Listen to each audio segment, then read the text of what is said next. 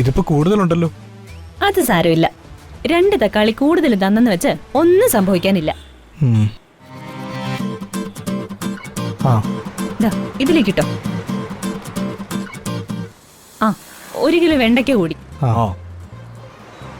അല്ല, ഇതിപ്പോ കിലോക്ക് എന്താ വില? കിലോക്ക് 35 രൂപ. 35 രൂപയോ?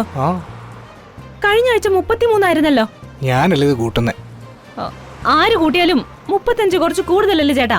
35 തന്നെ എടുത്തു ചേട്ടാ.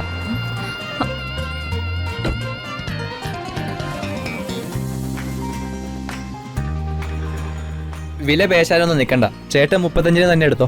സാറിന്റെ വീട്ടിലേക്കായിരുന്നോ? അതെ. എടുക്കാൻ വരട്ടെ. 1 മിനിറ്റ്. അതെ, പുള്ളി പറയുന്ന വിലയ്ക്ക് സാധനം വാങ്ങാൻ തന്റെ കയ്യിൽ പൈസയുണ്ടോ? ഉണ്ട്. അതല്ലേ ആ വിലക്ക് എടുക്കാൻ പറഞ്ഞത്. കൂടുതൽ പൈസ ഉണ്ടെങ്കിലേ അത് ഇങ്ങോട്ട് തന്നേരെ. സാറ് ഇപ്പൊ എന്താ ചെയ്യണ്ടേ? എല്ലാം ചേട്ടൻ പറയുന്ന വില തന്നെ. സാറോ?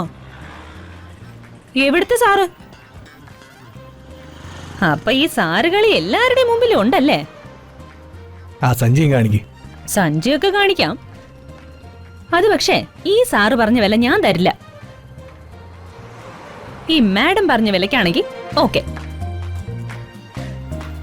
ഈ നിസ്സാരം 2 രൂപയ്ക്കൊക്കെ താൻ എന്തിനാ തർക്കിക്കുന്നത്? കൃഷിക്കാരുടെ ബുദ്ധിമുട്ടുകൾ തനിക്ക് അറിയാത്തതുകൊണ്ടാ. എന്ത് കഷ്ടപ്പെട്ട ഇതൊക്കെ കൃഷി ചെയ്തെടുക്കുന്നതെന്ന് അറിയോ? സാറിപ്പൊ പറഞ്ഞ നിസ്സാരം 2 രൂപയുണ്ടല്ലോ, ഈ കടയിൽ നിന്ന് ഒരു 5 സാധനം വാങ്ങിയ 10 രൂപയായി. ആ 10 രൂപയ്ക്ക് ഒരു നാരങ്ങ വെള്ളം കിട്ടും. അപ്പോ ആർക്കൊക്കെ ഗുണമെന്ന് ഒന്ന് ആലോചിച്ച് നോക്കിയേ. ഈ കടയിലെ സാധനം വിറ്റുപോയ ചേട്ടന് ഗുണമുണ്ടായി. 2 രൂപ വിറ്റ ഗുണം എനിക്ക്. ആ പൈസ കൊണ്ട് നാരങ്ങ വെള്ളം കുടിക്കുമ്പോ അതിന്റെ ഗുണം ആ കടയിലെ ചേട്ടന്. ഇപ്പൊ മനസ്സിലായോ? ഇത് മാത്രമല്ല, വില പേശി വാങ്ങിയാലേ കഴിക്കാൻ രുചിയും കൂടും. സ്വന്തം അനുഭവത്തിൽ നിന്ന് ഞാൻ പറയുന്നതാ. അപ്പൊ ചേട്ടാ 33 എടുത്തോ. എന്തെങ്കിലും കാണിക്കും.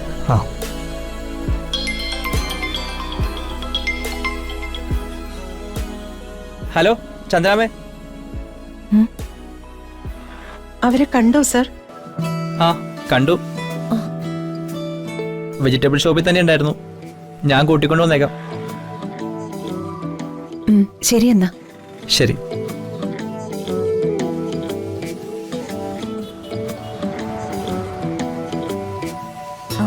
ചേട്ടാ ഇതും കൂടി. എടുത്തോ.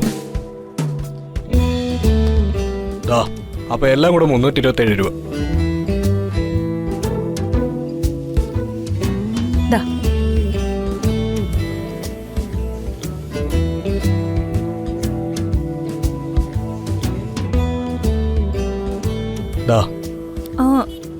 ഇത് 20 രൂപയല്ലേ ഉള്ളൂ, ബാക്കിയോ?